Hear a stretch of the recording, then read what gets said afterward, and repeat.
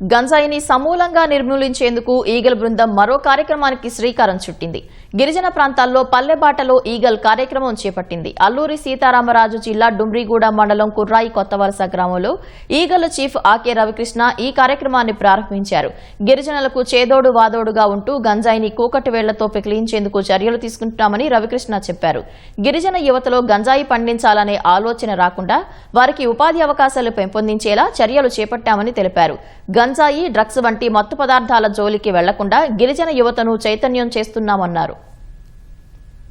Eagle ప్రధానమైన ఉద్దేశం అల్లూరు సీతారామరాజు జిల్లాలోని ప్రత్యేకంగా ఈ కార్యక్రమంలోని గంజాయి సాగుని పూర్తిగా నిర్మూలించడం. గత 2 సంవత్సరాలుగా ఆంధ్రప్రదేశ్ ప్రభుత్వం తీసుకున్న అనేక రకమైన చర్యల వల్ల జీరో కల్టివేషన్ సాధ్యమైంది. గంజాయి సాగుని పూర్తిగా నిర్మూలించడం జరిగింది. అదే కొనసాగింపు ఈ సంవత్సరం కూడా జరగాలని చెప్పేసి రైతుల్లోని చైతన్యం తీసుకురావడం కోసం ఈ పల్లె బాటలో ఈగల్ కార్యక్రమం మేము ప్రారంభించాం. పల్లెలు కూడా ఈగల్ వెళ్ళడం, అక్కడ ఉన్న ప్రజలతోని సమావేశాలు ఏర్పాటు చేయడం, భాగస్వామ్యం చేయడం. ప్రజలందరూ కూడా మీ ప్రాంతంలో ఎక్కడైనా సరే గంజాయి ప్రవేశిస్తే 1972కి సమాచారం అందించాల్సింది కోరుతున్నాం.